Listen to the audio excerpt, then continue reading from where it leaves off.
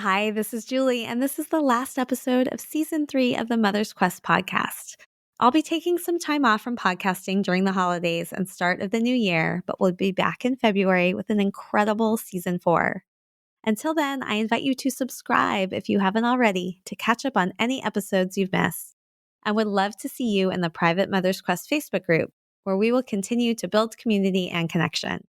Visit www.mothersquest.com/community to join. Now onto a special season finale episode with my own sister, Caren Lettiere.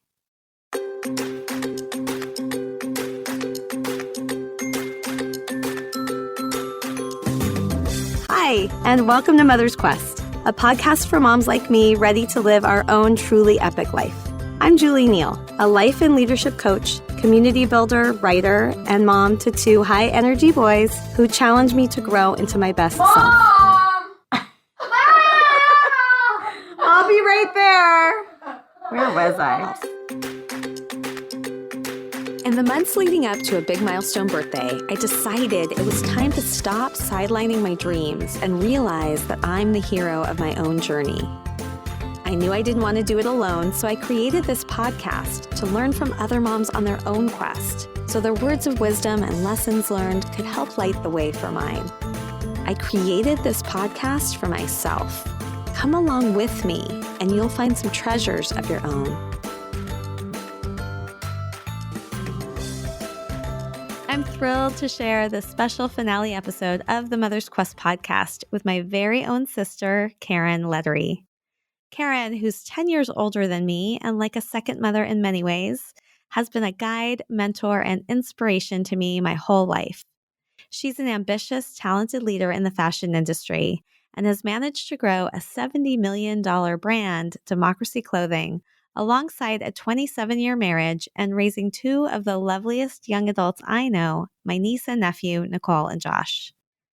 After graduating from UCLA with a degree in political science, she took a different course and embarked on a career path in fashion, beginning in sales for a company called Rampage and ultimately landing at Kellwood. There, she first filled a gap she noticed her daughter had for jeans and developed a brand to meet it called Jolt and Rewind. Soon after, she recognized an even greater underserved customer in the market, a dynamic, modern, multitasking mother like herself, who loves fashion but got busy with life. Devoted to this ageless woman and aware that she doesn't want to put an expiration date on her vitality, but could benefit from a little engineering when it comes to jeans, Caren launched Democracy Clothing. I loved this conversation with my sister and learned so much myself about how she grew the brand from her side hustle into the tremendously successful venture it is today. Before I share a few more of my insights and the special invitation and challenge Caren has for us, I want to introduce someone who's been along for the ride from the beginning, Democracy's Director of Sales, Judy Owens, with this episode's dedication. Hi, I'm Judy Owens, and I'm honored to dedicate this episode of the Mother's Quest podcast to both my mom and Caren Lettiere. These women have helped shape me into the mother I am today, and as a working mom of 4, ages 14 to 24, I've learned the lessons of motherhood through those who have most impacted my life. My mom is an 8-year survivor of stomach cancer, which is pretty much a miracle even today. She came as an immigrant from South Korea with a promise of a job and only $50 in her pocket in 1972. Leaving her country and culture behind, she was determined to build a better life for her family in the United States. She taught me about perseverance, work ethic, and kindness through her lifelong dedication as a nurse in Los Angeles. At the age of 77, she started living her epic life and is currently enjoying Zumba, line dancing, cruises to Mexico, and singing in the choir with her new community. Mom is an absolute fighter. I have known Caren Lettiere for over 27 years. Wow, I don't feel that old. She is my work family, my friend, and mentor. When I first met Caren, I immediately valued her strength as a leader in the workplace. She had a gift for the work that she did, a natural eye and an intuitive nature. Traveling on business around the world while maintaining a deep-rooted relationship with her family, especially a loving connection to her children. I admired her ability to juggle having a demanding career and being a supermom, something I aspire to do. As our democracy journey took shape, the birth of the brand did not begin with product. It began with Caren's quest to create an empowering market for underrepresented consumers. Her passion and laser focus planted a seed that resonated authentically with women. She curated a movement which embraced motherhood and evolved the fashion industry. She built a genuine bond that has served as a link toward a loyal brand following. In this big world, where people often feel like they're invisible and unheard, Caren has created a place of belonging in which women can be strong and be the best version of themselves, whether it be raising their voices or raising their children. These are the pillars she has instilled within our democracy family, and that's Caren. I have been inspired listening to Julie's podcast and truly enlightened by her insights on modern motherhood. With all the new challenges and possibilities in today's world, creating a community and bringing lives together is a substantial contribution. Thank you so much, Julie. Thank you for the opportunity. Thank you, Judy, for sharing about your own incredible mother and for honoring the magic you've experienced with Caren and the work family you've grown at Democracy.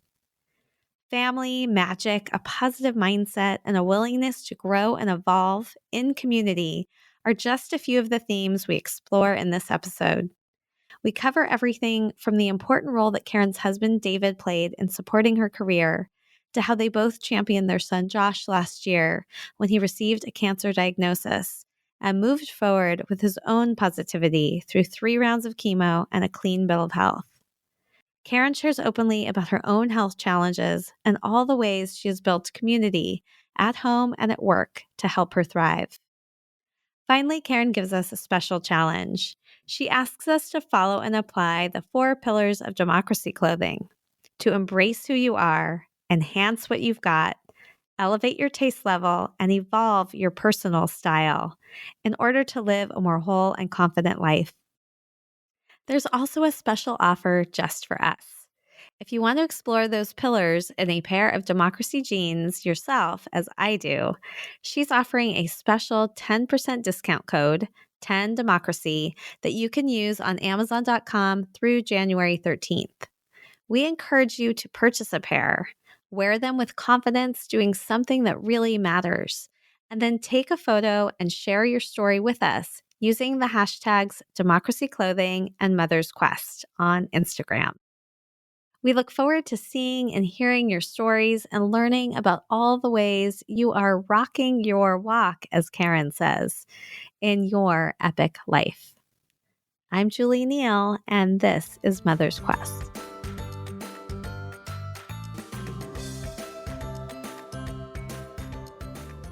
My sister Caren, welcome to the Mother's Quest podcast for the finale of season 3. I'm really excited to have this time with you. And I'm really excited to be here. We have been talking and joking and planning about this conversation for a while.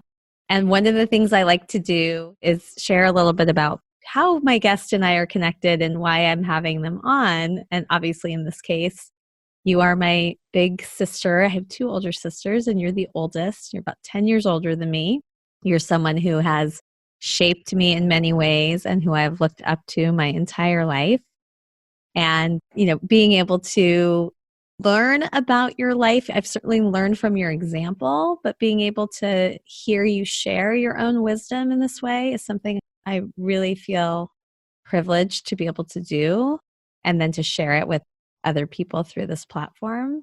But the other thing that sparked this is that you recently had your clothing line and your jeans in particular included in, I think, was it a BuzzFeed article? Yes, it was. And I shared it on Facebook, which I don't typically do, share things about the work that you do, but I did. And I was kind of blown away about the responses I got from people I know who said that they absolutely love your jeans. And one in particular, Nancy Netherland, who has been a guest on the podcast, one of my favorite episodes, she has daughters who have had chronic illness, and she has stepped into major advocacy. And she talked about how the Democracy jeans, how she had discovered them. And, she was in them while she was in Washington, D.C., lobbying for research and change to get at the root cause of her child's illness and to support other parents. And then she wore them at hospital bedside during her daughter's transfusion of, this way that they're now treating her daughter. And I was really moved by that. And I thought, I think there are more mothers and women that need to hear the story of democracy and to know about these amazing genes that I love too. So that is the backstory. What, if anything, do you want to share about why you were willing to say yes to this? Well, I think, it's funny in just reflecting on the contrast and being one of three daughters and how we share some similarities and then we're all unique in our own way. First of all, I just want to say I'm so proud of your role in Mother's Quest and how this has just metamorphosized and the extraordinary things that you're doing with this platform. So I'm really actually very honored that you think anything that I have to say might be of interest to your audience. So that's the first thing. And the second thing is really, for me, having a poli-sci degree and ultimately going into fashion design is such a, completely polar opposite, not atypical career path. But I always cared about social justice internally and said, well, I can always volunteer, but choose something else for my career. But I've always had a little personal conflict about I don't want to say legitimacy, but a little bit of a guilty conscience that I'm not doing something more substantive and purposeful with my career and my life. And in Mother's Quest, you help give them strength from the inside. And I guess conversely, I'm taking care of women from the outside. Both of us wanting to make women feel that they can feel great in their skin and realize their best potential. But me transparently feeling that maybe, clothing and appearance from a perception level is not as substantive and important as the things that you do and the topics that are discussed by your other guests on the show. So to hear somebody as extraordinary as Nancy Netherland, chime in saying, I'm not sure whether it was Wit and Wisdom, which is the other brand that we do exclusively for Nordstrom, or Democracy, but it's the same technology and fabulous fit. To hear her respond saying how these genes have taken her to Capitol Hill and bedside at the hospital and how much she loves them. And to find that the audience, that people out there are really resonating and connecting with what I do and that it makes them feel great and confident is just a really validating feeling. And so I'm happy to think that maybe this would interest people in the space of your audience. Well, I know that you're going to have a lot to share that is going to inspire and help many of us today. So I want to jump in with my first question, which is typically tell me about your childhood and the impact that your mother has had on shaping who you are today. I obviously know a lot about your childhood, and we have shared the same incredible mother. So what I'm most curious about is hearing from you what you feel like the biggest thing is that mom exemplified or created in your life that shaped who you are. Oh, well, there's a few things. I think first and foremost, being one of three daughters, I think what she taught me, which I'm still aspiring to do, is that each child is special and unique and has a capacity to feel the heart is limitless. And I think what's so extraordinary is how she really raised us to be appreciative of the fact that we have each other, even at times when we may not have gotten along as well. And, you and I always got along, but we have a sister, Debbie, in the middle. And so during our childhood, there were times where she and I didn't see eye to eye. And I remember mom always saying, there's one day where you will be best friends and you will be so grateful to have each other. And she just really reinforced that. And we're all close with each other. We speak to her at least once a day, and we never feel jealous of one another. We never feel that the love or interest that she shares with each of us individually in our families is more than what she shares with everybody else. And I'm not aware of anybody else who's been able to do that as masterfully as she's done. The second thing I would say is, I grew up in a 60s traditional household. You grew up in a 70s traditional household. where our mother was a teacher up until the point when she was pregnant, and you were not allowed to be visibly pregnant in those days and teach in a classroom. And she had to give up her career to be a mother and a wife. And I think mom may look at the career paths of her three daughters and be so proud of what we accomplished, and maybe reflect on herself that she never, quote, had a career. But even though we had a stay-at-home mother, she was never home. She was volunteering at Head Start, tutoring kids, unwed mothers in high school. I remember distinctly being brought to picket at a market with signs that said checkers come in black and white. And I remember being so confused as a child because checkers were black and red. So we had this exposure. You in particular had the opportunity to participate in community theater with her. She just had a voracious appetite for culture, for friendships, for cooking, for theater, for museums, for travel. So I think I look at how substantive she is as a woman, despite the fact that she didn't have a wage earning career, and how she continues to learn. She goes to film festivals. She's always taken extension courses. She just has amazing stamina. I'm just so in awe and impressed with that. And then the third lesson that I learned, which really reflects on my own marriage, that, our mother and father met, I think she was 11. So they've been married 59 years. It's just an extraordinary thing. What they shared in common was their love of each other, their heritage, and family values. But their interests were completely different. Dad liked to gamble or go to Las Vegas. He liked golfing and watching sports, and was not particularly interested in any of the theater, movies, things that interested mom. And so she really demonstrated for us that, a very modern example of how you can have an independent marriage and space for one another to pursue your own interests, that marriage does not require you to get filled up by each other, but that you should give each other space to be filled up and to come together with the common connection of family and love. And I think that example really provided a great foundation for my marriage.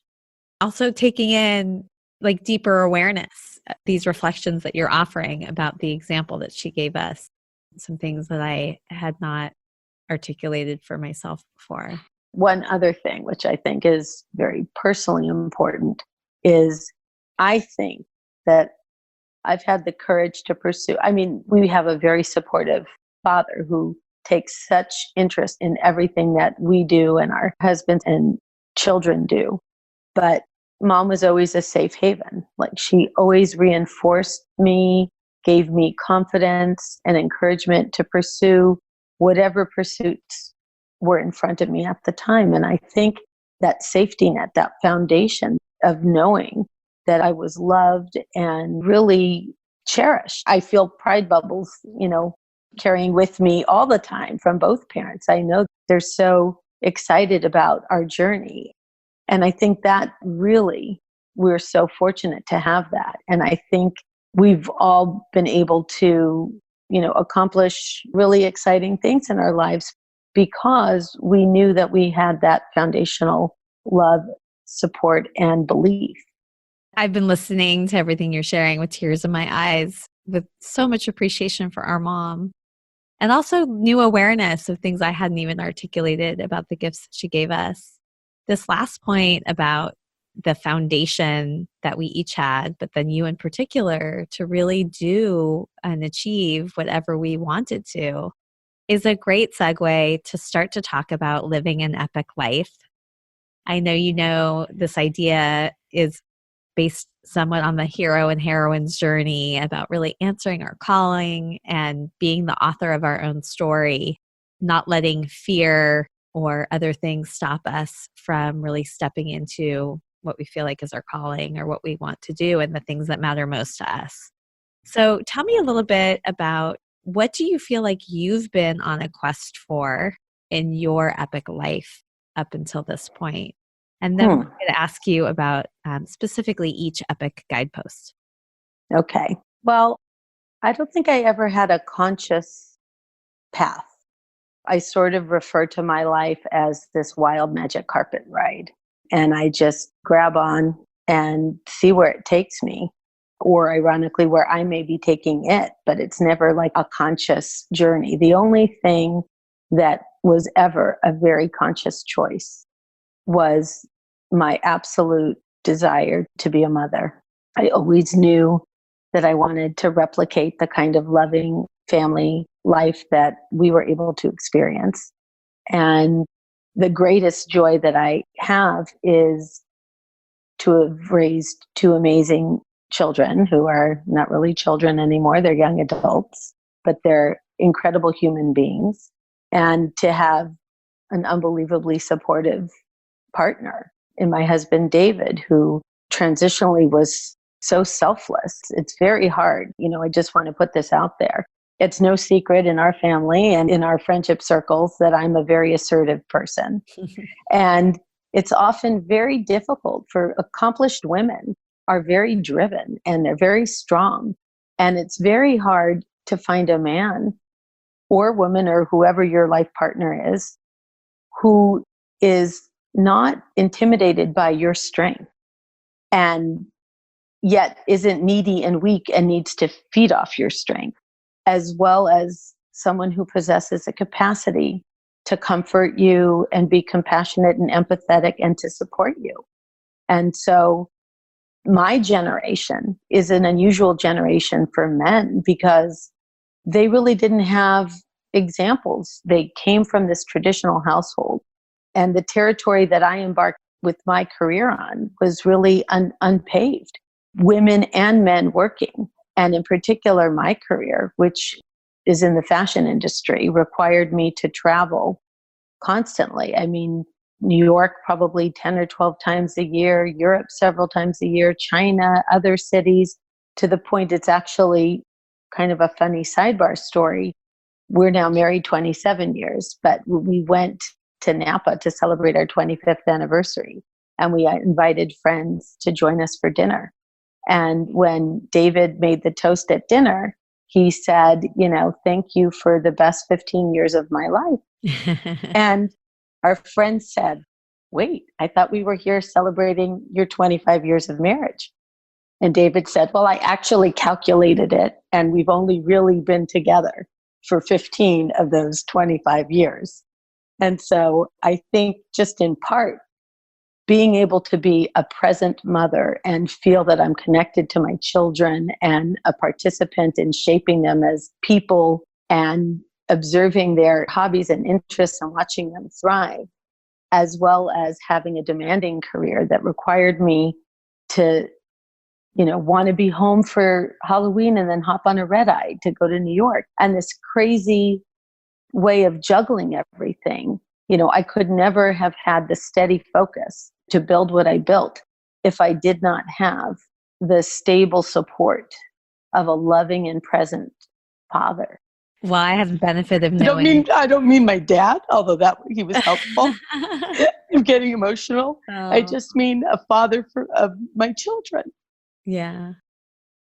Well, I know what an incredible husband you have and the exceptional children that you've raised. I adore them, my niece and nephew. We may cry a lot. Okay. I adore them and they are exceptional.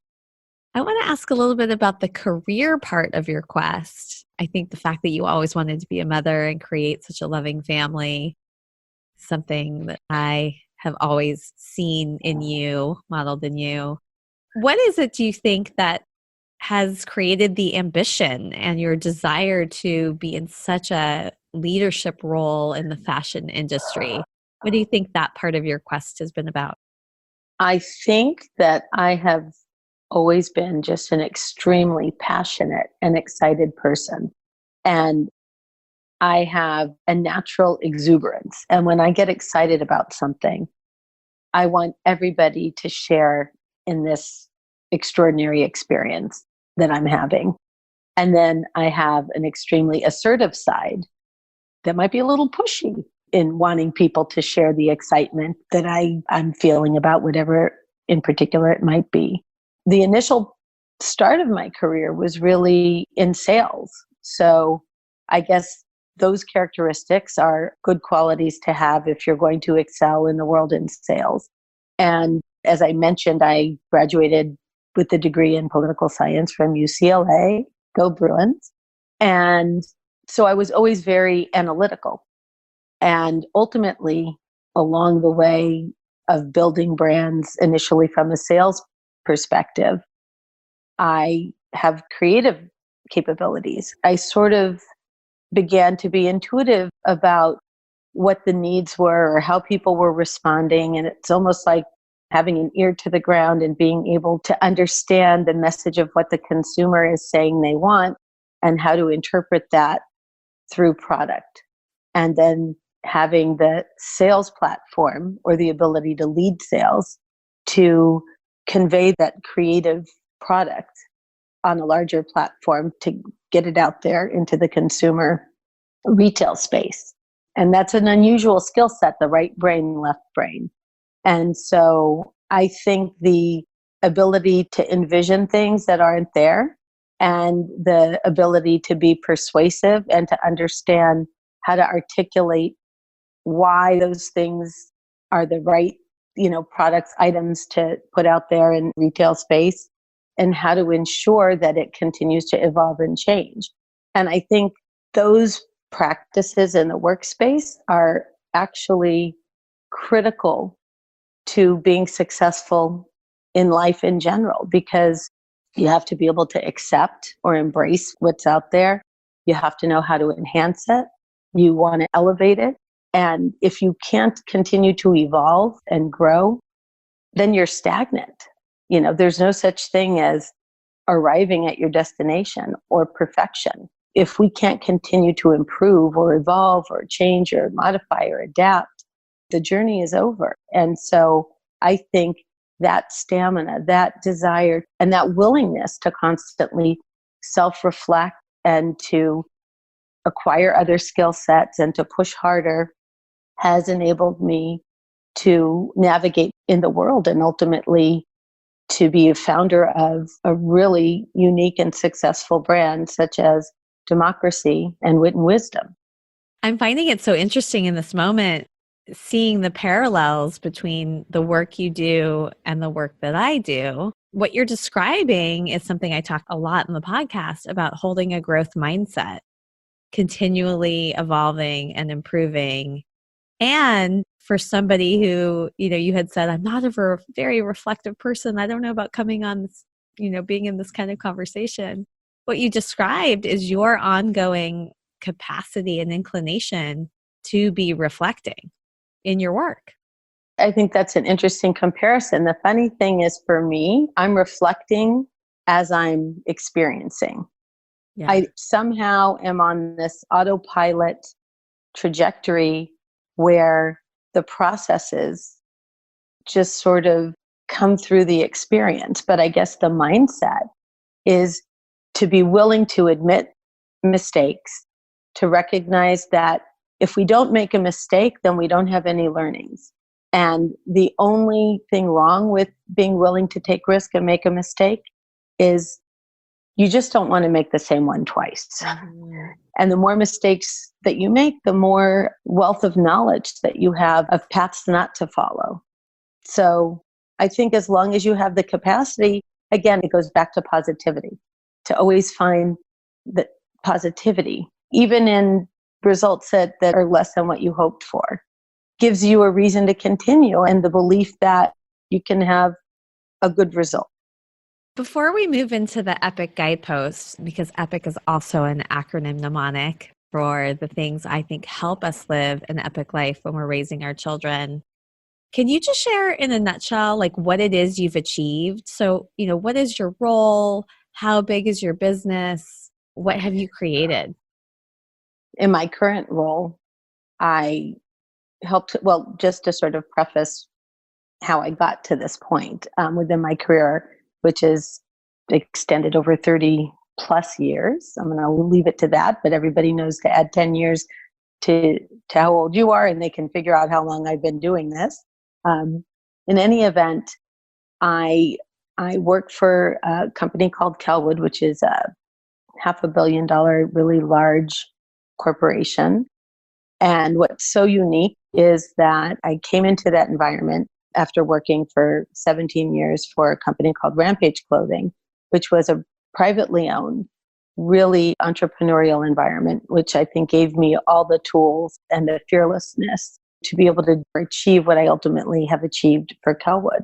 I came into Kellwood Company and initially to head up an acquisition of a known brand. And I did that for a year, but I felt like I had lost my sense of self. I felt anonymous in that. I was used to building and launching and creating and nurturing and evolving brands in my past work. And so I started a division called Jolt and Rewind, which was initially denim and jeans for like the junior customer, like maybe tweens to the 20s. And in my role creating product for that customer, I recognized in my post-baby body that I knew what all these fashion trends were, but I couldn't find them available for, like I said, in a way that either fit my wallet or fit my body type. And so I recognized that there was a real void out there for what I say women who grew up with fashion and got busy with life, who want to look modern and current, whose bodies maybe have changed post-baby or not post-baby, just, post juggling it all in the working world and trying to, book fit and just what happens as we get older. And so I recognized that there was a void and decided to create democracy as the sort of evolution of what we had established with Jolt and Rewind. And I call it my side hustle because it wasn't funded within the company, but I had an extraordinary boss, Caren who really gave me the space and said, you know what, if you think that this is a valid opportunity, you're free to pursue it, but you have to do it within the financial and manpower constraints of your business model. So I didn't have any extra resources or help to get this done. And so it really began as a way to create jeans that fit women's shapes, that were flattering and really enhanced them. And I was particularly sensitive about those issues because I had never really lost the baby weight that I had gained from my kids, even though they were in their teens. So my real intent was to create a product, that denim clothing that really was, cognizant and empathetic to the fact that women come in all different shapes and sizes. What could I do to make clothing that's super sensitive to what those different varied shapes are without assigning value to them, and make them feel confident and comfortable and current in those clothes? And so that was the premise for democracy. And it really started with no additional staffing and an amazing woman, Caren Kim, who worked on another brand, who I stopped in the hallway and said, hey, how would you like to help me design this line in your spare time on the weekends and in the evenings? And that's really how it began. And for a year and a half, that was really how we were able to put this product line out there, much like the Wizard of Oz. We created this public perception. We had great ideas. It really resonated with the retailers. And I think something else that's really interesting about this journey for me is all the women in retail and men who were so excited by the product and made such a connection to our innovative approach to putting these looks together in such an accessible and modern way to really filter and interpret trends. And they wore the product and they felt the connection. And they were so excited to be part of building something. That insular community of everybody that's been along for the ride in the growth process of these brands really takes a personal invested interest. And today, between the Democracy and Wit and Wisdom, which is just the exclusive brand that we sell to Nordstrom, we're going to ship in excess of $70 million this year. That is unbelievable. I think it is incredible how you were able to create something with your own vision in this side hustle, scrappy entrepreneurial way within such a large company. I think it says so much about you and also so much about, you mentioned the person, Caren Belair, who is your boss, who allowed you the flexibility and freedom to grow that, and who I know has since supported it in many ways. And I haven't heard you share that number before. I think that's staggering that you've shipped $70 million. I do want to say something else with respect to that, Jules. I hope this really resonates with your Mother's Quest community. Those of us who spend so much of our time and energy and identity embroiled in what we do in the workplace, we really develop a work family. And, I just mentioned a few people. There's another woman, Judy Owens, who really forced me in the initial phases. She came on board. We had a long history together to create a mission statement. Like, she would follow me around and ask me questions. And then later she hand calligraphy and listed out all these things. And I was like, oh my God, that's amazing. It's on the back of our hang tags now. I'm like, when did you write this? And she said, you said it to me. I just wrote it out. So she really helped foundationally help us establish, the branding initially. I was just creating product and I had a vision, but I didn't know that it would ever become something as substantive as this. And she sort of helped guide me to create a center, much like your Mother's Quest, your analogy with the birds and your symbol and how everything is so meaningful to you. All of the symbols related to the brand and all of our talking points and how we speak to this woman is totally authentic and heartfelt. And I really owe it to her to, push me to articulate those thoughts and feelings so that we could put it in brand messaging, which really, really resonates with the consumer. The Democracy brand was founded on this principle of curve equality, which recognizes that all shapes are not created equal. A really important message that doesn't assign value to what your shape is, big or small, that we're all unique and different. And so that really important messaging I attribute to Judy's role in pushing me towards articulating those thoughts. But we have unbelievable, passionate salespeople. I have an incredible counterpart who came on board 3 years ago, Henry Thurville, to head up the sales piece of it. And it is an extraordinary group of people who match each other toe to toe in terms of what they bring to the table, how much they care about the brand and building the brand vision.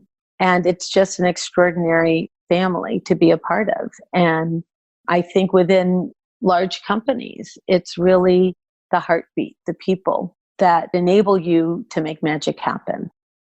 If I'm speaking as the elder sister who's further along in my path on my epic quest, in my unconventional pioneering life, so much is your foundation, your family, that in a traditional sense. But in a non-traditional sense, our work families are people that we often spend more time with and who really know us almost as well, in some cases, maybe even better than our traditional families do. And nobody can do anything without the support system around them. Yeah. Well, what you're describing now relates a lot to the C in EPIC, connected to a strong support network. And we'll give you a chance to share anything you feel like you want to expand on when we get to that guidepost. But I want to come back to your connection to being a mother and the incredible children that you've raised with the first guidepost, E, which stands for engaged. And this is about being mindfully engaged with your children. What do you feel like was the way that you were most able to connect and help them grow to be the incredible human beings that they are, especially in your career? I think the most important thing was to make sure that the quality of the time that I spent with them was meaningful and to be present for all the things that really mattered most. And initially, it might be cooking certain things so that they could, in particular, Thanksgiving holiday became like an enormous banquet type of experience in our household. Probably a little bit out of guilt because I wanted to make sure they had the memories and they could smell the smells. And, I think I was conscious as I was raising them that we were making memories along the way. And I wanted to make sure that there were positive memories and that they didn't look back and reflect on my absences. So my presence was a notable presence. And, if that meant getting up at 5 a.m. to drive to go to Coachella and then take them to a soccer tournament in Bakersfield, whatever it was, my philosophy was I could always sleep later. And so it was really, work was a necessity. Family was a priority. And I would fit myself in along the way. That's sort of how I tried to juggle all of those balls initially. But I also think that recognizing that children need love and their needs met and they need to feel stability. And it doesn't matter where they get it because this is their first rodeo. They don't know to have other expectations. But if all those things fall into place for them, how you arrive at that doesn't matter. And in our case, it was having an amazing extended family of 2 very involved grandparents, great aunt and uncle that really are like a third set of grandparents, and then their aunts and uncles and cousins. We all helped raise our children together. And so I think they really grew up feeling very encouraged and loved. Everybody would attend their soccer games. They had support in everything that they did. And they were able to just grow up to be confident, extraordinary people. And one of the things that I think I can learn from you right now is that, because you are 10 years ahead of me, you've been parenting teenagers and now young adults. What do you think has been the key to honoring them as they've become more independent? Well, I think I just look to our mother because I remember growing up, there were things that I knew, Debbie was doing. I would say, oh, we dropped her off at Farrell's, but she's really going to the park. And Mom would say, I know that. And I would say, well, if you knew that, why are you doing that? She said, because I trust that my children will make good decisions. I've given them the moral fiber and the ability to make good choices. And if I don't enable them to be in a position to make those choices for themselves, I may force them or make the bad decisions more appealing. And so, sorry, Deb, for mentioning that. Never do So I really tried to do that with my own children, recognizing that some things are developmental stages and to try to give them the space to do that, but also, most importantly, to not give them too much independence because sometimes they need the reins to be tightened, especially the transition, I think, from junior high to high school, where parents are not as involved with the teachers. The relationship is really between, the student and the teacher, and we sort of lose our conscious awareness of, are they turning in their work on time and how are they doing? And sometimes that newer freedom that they're experiencing gets mismanaged. And so being aware enough to know when you need to draw some boundaries. What I'm thinking about in what you just shared about finding this balance between allowing our children to make their own choices, but also knowing when it's important to provide the support. I'm thinking about the experience you just had last year with Josh, your son, who was diagnosed with testicular cancer, had a tumor. And you and I talked about, and you checked in with Josh about being able to talk about this today. First of all, within 1 year, he was able to get the diagnosis, get the tumor removed, go through chemotherapy. 3 times. 3 times. Graduated from college in the midst of all of this and is now healthy and thriving and got a clear bill of health. And watching you and being part of that process I was amazed at so many things. For sure, I was amazed about Josh, where speaking of positivity, from the moment he was diagnosed, he was just like, I'm doing this. I'm going to get through this. I'm going to get through it with as much ease as possible. And he really didn't want it to disrupt his life because he had one more semester of an incredible college experience. He wanted to go back to school at Madison and be with his friends and graduate. And he made the choice to go back to school and to do his chemotherapy at a hospital near his university. And I remember thinking at the time, like, if that was my child, I don't think I would have, I mean, granted he was an adult, but I would think I would have had a very hard time with that decision to not have him be home with our doctors under our care. And you completely honored him, but then you also stepped in to provide the support to help him be successful. I'd love to hear a little bit about like your reflections of that experience and what we can all learn from you in your example. So I think, God forbid, any of your Mother's Quest community has to go through an experience like this. It is not a difficult one, and there's nothing that can prepare you for it. I can say that David, my husband, was emotionally probably had the most difficult time outwardly dealing with this, yet he was the one that supported Josh straight up with going back to school. If that's what he wants to do, let him do it. The mother and me wanted him here and home. So I was a little bit more reluctant to send him off to school. He went to school at University of Wisconsin in Madison. It was freezing cold there. We had to get him into the cancer program and find the right doctor. And it all had to be done within 1 week because this happened so quickly.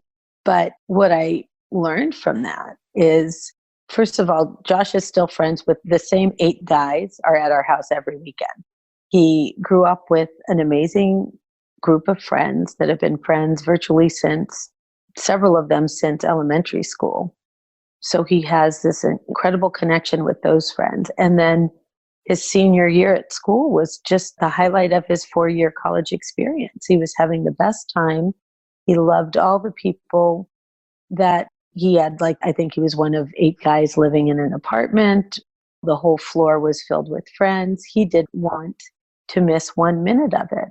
And it never occurred to him to think about anything other than, I am not denying myself my senior semester. I'm going to go through this. And, I asked Josh about this. How did you have the positivity? And I never saw him cry. And he never said, why me? The only time I really saw disappointment was when the doctor said, I'm sorry, it's not going to be 1 cycle of chemo. You're going to need 2 more. And that was the point where it meant he would either have to miss his semester and stay home to do it, or go through chemotherapy on his own at school. And that's the only time I even saw a flicker of like, oh, this isn't the information I wanted to hear. But, he said, I don't know, Mom. He said, I never questioned whether I would get into a good college. I've always just felt like things are going to go my way and I just have to do the work. But I never thought that I wouldn't get the result that I wanted. And fortunately, the type of cancer he was diagnosed with was curable. So it enabled him to legitimately have that kind of positive attitude. But what I observed, because Nicole and I went to Wisconsin to stay with him for the first week of his treatment there. And then we had to leave, and then different friends took him the following 2 weeks for the treatment. I think it was an incredible teaching moment for all of his peers at school to see how stoic he was. He lost all his hair. He didn't wear a hat. He just, he put it out there. Yeah, okay, so I'm bald. And went out socially, pushed himself, drank club soda, but still wanted to be a present participant. Got selected for a national competition within his major. and had to balance all of that between queasy moments and feeling ill, and just never, ever had a woe is me attitude about it. And we are never prepared for what kind of people our children become. But I'm in awe of his character and his perseverance.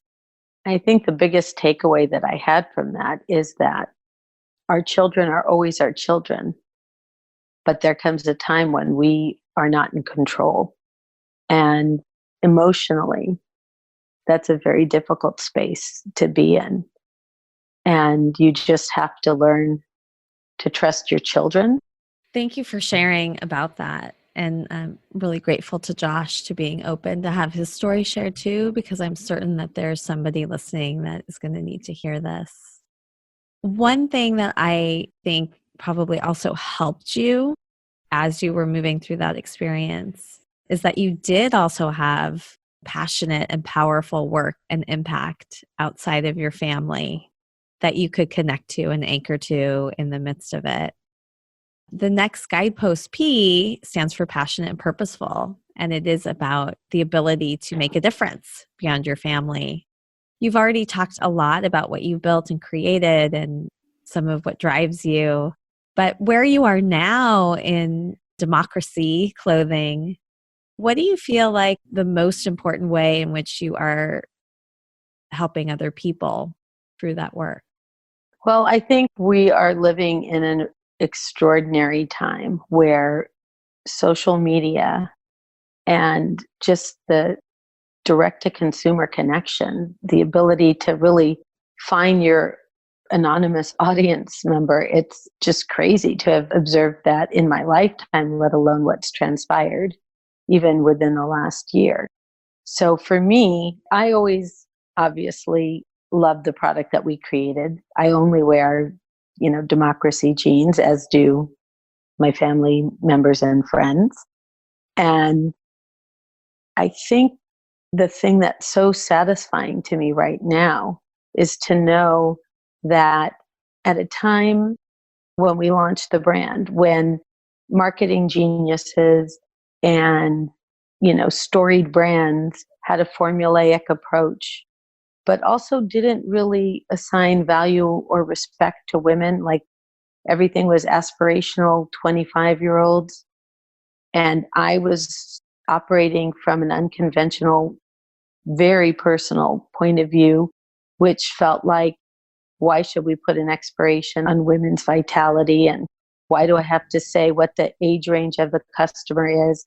All of these things that I really felt personally as a woman and as a representative of my peer group, that I poured into the thought process about how we curated our product line, because it's not just jeans, it's a lifestyle brand that really helps women, hook their look up, coordinating pieces that look effortless but make them feel trend right but appropriate. When I began to really see, much like our experience after the BuzzFeed listed the top 20 greatest things at Nordstrom, and our Wit and Wisdom jean was included in that, I'm just so amazed and excited to see that people beyond my family who come by their jeans easier, that people really connect with the product. They connect with the lifestyle vision, that it really resonates with these women, and that this is really a moment in time where we can get so much gratification about finding out who our true audience and consumers are. I mean, you have an audience on Mother's Quest, and I know that people have run into you and said, oh my gosh, Julie, I listen to your podcast, I connect with your messaging. And I know that you shared with me that sort of pride and shock that people would recognize you and that you have that ability to connect with people and make a difference to them. And that's sort of what I'm feeling, even though what we're creating is clothing and it's not social justice or things that are really paramount to my core values. Women matter, people matter, and anything that I can do to make them feel good about themselves, to help them take on whatever challenges or exciting things come across their path, and to have the capacity to share that with me is really exciting. Another person posted, because Mother's Quest posts on the Facebook feed, somebody that I went to elementary school with, who I haven't spoken to since elementary school, but we are Facebook friends, also commented that she wears the jeans. So seeing that people incidentally are finding passion and satisfaction with the product that I'm part of the creation of is a very gratifying feeling, and it's a very consuming space, and it was easy to dive into and be distracted from. I wouldn't say it was easy, but I was grateful to have that space to pour my energy into during the difficult time of Josh's battle. I have a lot of curiosity too about how you cared for yourself in the midst of that. The next guidepost I stands for invested in yourself. And I really think of this one as everything from creating space for your own self-growth, creating space for the things that bring you joy, but also caring for your own health and well-being. What got you through that time period when you were so worried about Josh? And what have you learned about how to care for yourself in general in the midst of, managing such a big career and family? I would say that being a master juggler of family, work, and travel throughout my career, the one thing that I didn't have the capacity to address was self-care in the sense of diet and exercise. Traveling and trying to manage, what food is accessible and what you eat was something that was really difficult for me. And so for many years, I was overweight and not, as physically fit as I should be. And I went for a physical, and the doctor that I went to just changed my life. He basically, illustrated our father is a type A diabetic, and it's hereditary. So the likelihood that some of the three of us might become diabetic is very high. And when you're overweight, the risks are greater. And I remember him saying, you're on the precipice. And if you don't make a lifestyle change, there's a good likelihood in the next 5 years you will become diabetic. And even though I had heard similar things in the past from the doctor, it just never clicked in a meaningful way to motivate me. And I think what's interesting is, even though I'm in the fashion industry, I was never motivated by appearance, because I think I always had confidence from within. And I think part of the success of democracy was my awareness of what challenges women face with different body types and how to dress to make the most of your appearance. So becoming healthy for health's sake was actually something that didn't motivate me up until this point. But for some reason, it just clicked. And I asked him, what do I need to do? And he said, don't bite white.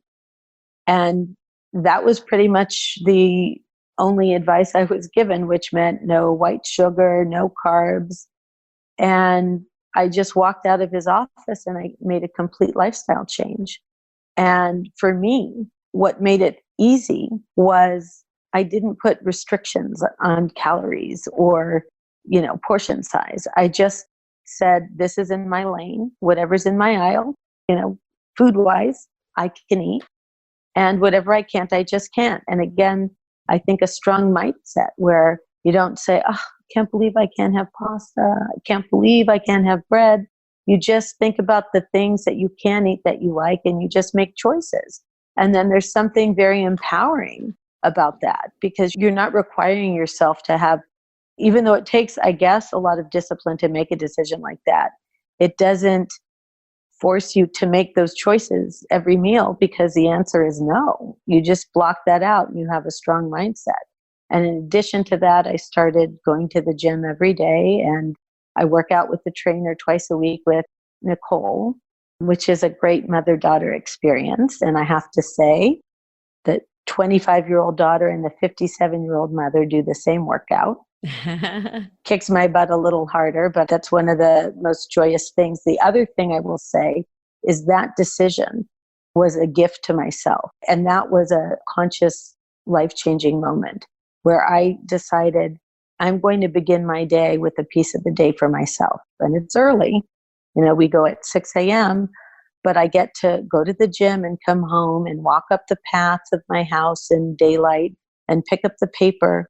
And it just sort of fills me up. And even though I'm only giving myself a couple hours, it feels like a Saturday to me, and it rejuvenates me, and it helps prepare me for what lies ahead. And I think that is what helped me get through this difficult time. I love imagining you and Nicole doing those workouts together and the picture you painted about your mornings. Morning is something we've talked about on the podcast a lot and that I continue to struggle with. So I'm feeling a little spark of inspiration. And I want to just say that it's also mindset, because believe me, when the alarm goes off in the morning, I want to go back to sleep. I mentioned all the places I'd been within the last week, and I just got home from a trip to Seattle last night at 9:00. So I was exhausted. But if I give myself the choice, I'm going to choose no. If I make it just an automatic thing, then I'm always so grateful to have had that gift to myself at the beginning of the day. Well, we're on our last guidepost C, which stands for connected to a strong support network. This is where you can reflect on where have you and where do you draw strength from the people in your life so that you don't feel like you're on the magic carpet ride, all by yourself, that you're in community on your journey. I am very, very blessed in many ways because our family is extraordinarily close. I married into a family that is as loving and nurturing as the one I was born into. I have an incredible group of friends, and I have an amazing community at work. And so I think that I get filled up by all of those connections, but I also reciprocally find the greatest connection in being able to do for the people that I love. I think that's my greatest source of satisfaction, is putting a smile on someone's face or consoling them or giving them advice. That's, to me, as much of a source of connection and support is really to feel needed and to make a difference to the people that matter to me, as well as having the ability to accept what they offer me as well. As much as I have an amazing nuclear family and friendship circle to really support me and nurture me and give me confidence and strength on the home front, I have an equally amazing work family who I spend so much time with, and without whose support and empathy, I could not accomplish all the things that I could accomplish. And I just want to give just a little example in terms of the evolution of when you start with something that's so small, that's such a seed from your own soul, and you have to take that and put it out there and allow other people to shape and mold it and to contribute toward it. To be able to have watched this brand vision start from within me, and to see so many people touch the process along the way and add so much value and love to it without changing its desired intent, is an extraordinary accomplishment for which I'm so grateful. That's really speaking to me right now in terms of growing Mother's Quest. We're at the end of this calendar year, and I've been beginning some reflection and dreaming about what is possible in 2019. And I really want to bring more people in and to grow the community while still holding true to the original vision. So I'm really appreciating that example that you just shared. Thank you. Well, we're almost at the end of our time together. And this is the moment when you can give me and anybody listening a challenge. So I guess my challenge for the Mother's Quest community would be to just take a moment and recognize that you are all individual, extraordinary, dynamic, vibrant women. And to give yourself the space to appreciate who you are and how you got there on your journey. And if I can share our pillars of wisdom from democracy, that would be embrace who you are, enhance what you've got, elevate your taste level, and evolve your personal style. And I think this applies from the inside out. And for those of you whose curiosity has been piqued by our discussion of democracy, absolution, genes, we would like to extend the opportunity for you to purchase them with a discount from Amazon. And then I would love for you to share your journey with us, where you went and what you did in those democracy genes, so we can connect you and your experience with our followers on Instagram. So that is really exciting. We will have a special link that I will include in the show notes. And then I'm really looking forward to hearing the stories. And I would love for Nancy Netherland, who inspired this conversation to begin with, to share hers. And when you post, to include 2 hashtags, hashtag democracy clothing and hashtag Mother's Quest. And that way we will be able to find and track and then share your stories. I'm really looking forward to that. And I'll make sure to include one too, because I have been wearing your jeans in so many important places and activities that I've been doing. So I love this challenge, and I'm really looking forward to hearing everyone's stories. Thank you, Caren, and thank you, Democracy, for doing this. Well, I'm excited to see what other great things women are doing in democracy genes. I look forward to it. So we're at the end of our interview, and this is an opportunity for us to acknowledge any reflections that we are taking from the conversation. I will start and say I'm definitely leaving with, for as different as our paths are, or at least we've felt that they are, I'm really taking higher awareness of the connection between the work that you do and the work that I do, and how much it is about helping women, especially in the years when we're raising our children, to feel confident, to feel whole, to feel good about ourselves, to feel like we can pursue the things that matter most to us. And I'm also taking away how much I can learn from you about holding a positive mindset and really making choices to either pursue our dreams or, to be okay having ambition and to hold a high bar for success, for being entrepreneurial and trusting our instinct and creating something from nothing. And also about really caring for ourselves in the way that you just made a choice to reclaim your health and to claim your mornings. And I'm seeing how so much of what you model really planted those same seeds in your children, especially in the recent example that we were talking about with Josh and the way that he handled his cancer struggle. Thank you for being an inspiration my whole life, and for this opportunity to learn in a deeper and new way from you today. What are your reflections? Oh, well, first of all, Julie, I'm glad I got through this.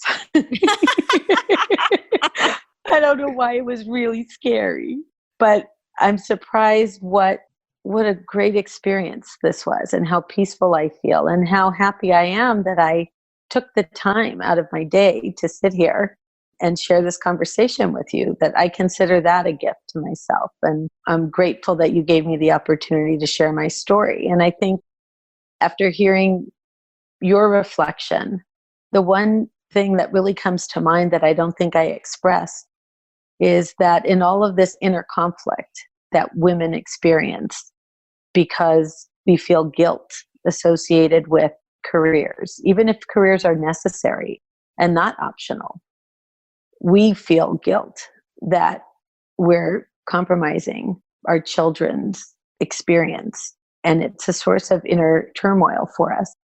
And I just want to share with everybody, since I have young adults now, that my children reflect back on their childhood and they consider my drive and my commitment and my career and my passion and how I traveled and landed at the airport and showed up at a soccer banquet as examples to them of work ethic that inspires them to have the same kind of commitment to what they do. So I think had I not been that type of multitasking mother, they might not have had a good visual of what it looks like to value family and career and to give them the inspiration to have that work ethic and commitment themselves. Thank you so much for this time. I'm so looking forward to being able to listen back and to take even new insight from it and to share it with others. Have a great rest of your day. Thank you, Jules. Thank you so much for coming along with me on this episode of the Mother's Quest podcast. I hope this conversation sparked something that will help you live your epic life. If you'd like to get show notes and learn more about the Mother's Quest community, head over to mothersquest.com. And while you're there, I would love it if you would follow the prompts to subscribe, leave a review, and help us spread the word. I want to end with some words to help light the way on your quest. Seize the day. Love your people. Honor your gifts. Until next time.